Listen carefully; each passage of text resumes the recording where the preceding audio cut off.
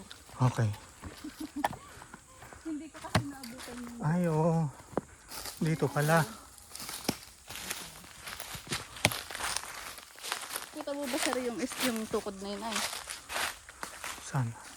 Yun doon sa kabila, yung may paahon. Yung nakikita mo yun. yung puno ng lasones. Oo. Yun, hanggang doon yung Ah, property. hanggang doon. Oo.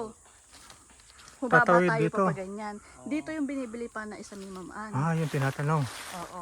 Ngayon, Okay. di ba sir, ito yung road. Ay, yung nakatulis na yun ha, para may puti yung dulo. Oo, puti yan sir. Hanggang doon po.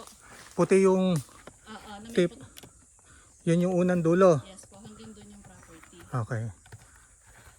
Di ba ito yung barangay road? Yun. So, Yan, di ba? Barangay Road. So, doon tayo pumasok, no? Opo, pero Tapos, hindi yun. ha? Hindi yun sir. Hindi ito? Oo. Magiging ito na yung Okay. Okay, saan magiging pasukan? ito po yung road ano po. Ah, ah. Ang uunahin yung natin yung number 1 na mohon. Papapuntahin naman mo dito sa road. Okay. Yung road, ano po? Aha. Yung number 1 na mohon na ito po. So,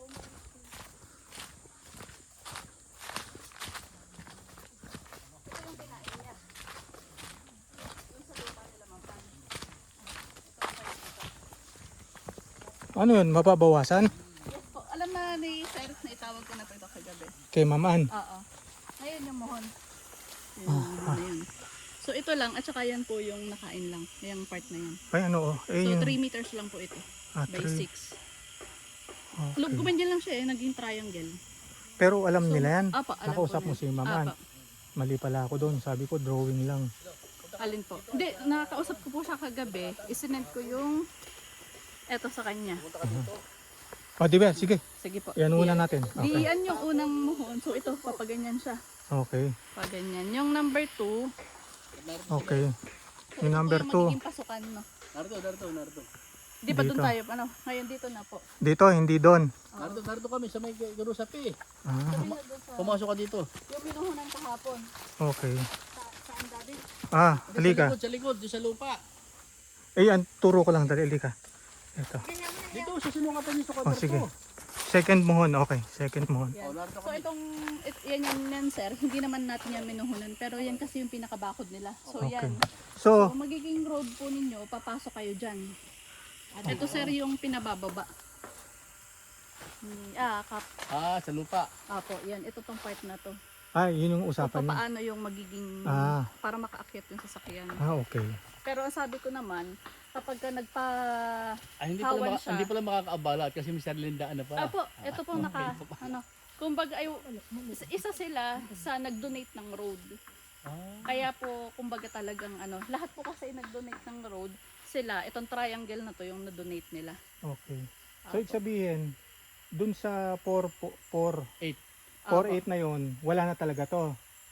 Hindi, kasama po ito. So, ilan yung Hindi matitira? kasi pwedeng bawasin po yun eh.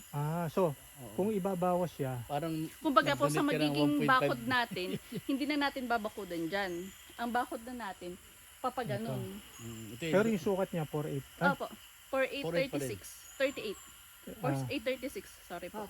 Pero pag dinagdag to, Si engineer kasi hindi pa nagme-message sa akin kung ilang metro yung ilang square meter yung Okay. nabawas. Pero estimated namin siguro mga 6 square meter lang po yun. 6 6 to 9. square meter lang. 6 to Okay, 9. yun yung na-explain ba natin yan? Hindi po kagabi nag-usap kami Ayun ni nga, Sir. yun yung 6 to 9 square meter Apo, lang. mga Okay. ganun. Kasi naging Triangle. triangle po siya eh. Ipinakita ko naman po sa kanila. So okay. alam, bago ko ma-explain, alam na rin po ni Sir. Ni- Asawa ni Tita Ana. Okay. Ni Tita Omel. Okay, Alam sige, na rin po. sige. Okay, So tuloy. ito po So, yung yun. magiging road natin, papasok.